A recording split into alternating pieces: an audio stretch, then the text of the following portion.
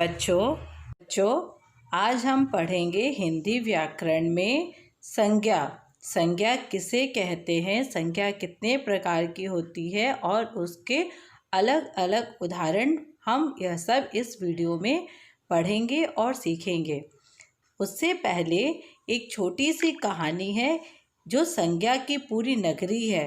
इसको आप देखो, समझो और कहानी के बाद हम संज्ञा को विस्तार से पढ़ेंगे और समझेंगे। तो आओ बच्चों, पहले कहानी देखते हैं, उसके बाद संज्ञा को और विस्तार से हम समझेंगे। हम संज्ञा सीखे। वाह, कितना सुंदर दृश्य है, कितना सुंदर पार्क है।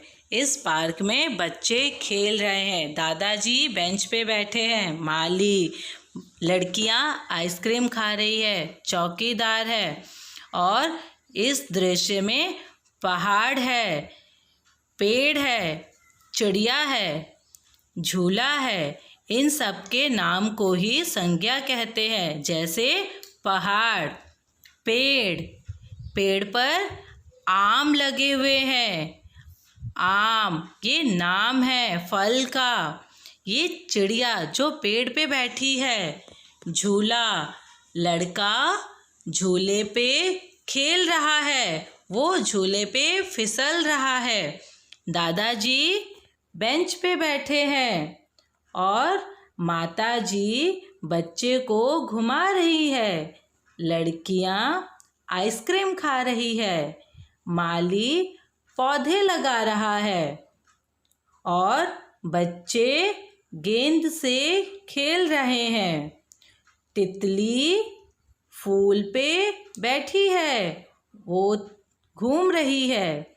ये कौन है? यहाँ कोई और भी है? हाँ, यहाँ पर चौकीदार है जो नीले रंग की शर्ट पहने हुए है। ये चौकीदार है। तो बच्चों, इन सब के अपने अपने नाम हैं और यह नाम ही इनकी पहचान है। इसी को हम संज्ञा कहते हैं। जैसे आपका नाम, मेरा नाम, सबका नाम होता है संज्ञा। तो बच्चों, आपने इस कहानी द्वारा समझा कि संज्ञा किसे कहते हैं और इसको विस्तार से जानने के लिए हम आगे बढ़ते हैं। तो बच्चों, किसी भी जाति, द्रव, गुण, भाव, व्यक्ति, स्थान और क्रिया आदि के नाम को संज्ञा कहते हैं।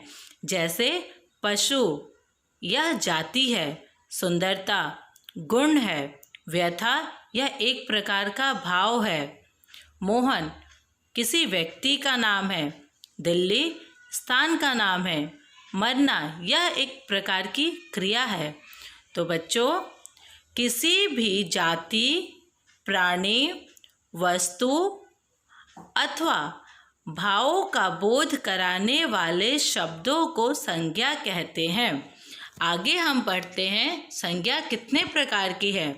तो बच्चों, संज्ञा 3 प्रकार की होती है। व्यक्तिवाचक संज्ञा, जातिवाचक संज्ञा और भाववाचक संज्ञा। इसको विस्तार से समझते हैं। व्यक्तिवाचक संज्ञा, जिन शब्दों से किसी विशेष व्यक्ति, स्थान अथवा वस्तु के नाम का बोध हो, उसे व्यक्तिवाचक संज्ञा कहते हैं। जैसे जयपुर, दिल्ली, भारत, रामायण, अमेरिका, राम इत्यादि। तो बच्चों, जब हम किसी एक विशेष व्यक्ति, स्थान के बारे में बात करते हैं, उसे व्यक्तिवाचक संज्ञा कहते हैं। इसके और भी उदाहरण देखते हैं। जैसे मोहन, लाल किला, गुलाब। आगे बढ़ते हैं। जिन शब्दों से किसी प्राणी या वस्तु की समस्त जाति का बोध होता है, उन शब्दों को जातिवाचक संज्ञा कहते हैं। जैसे घोड़ा, फूल, मनुष्य, वृक्ष इत्यादि।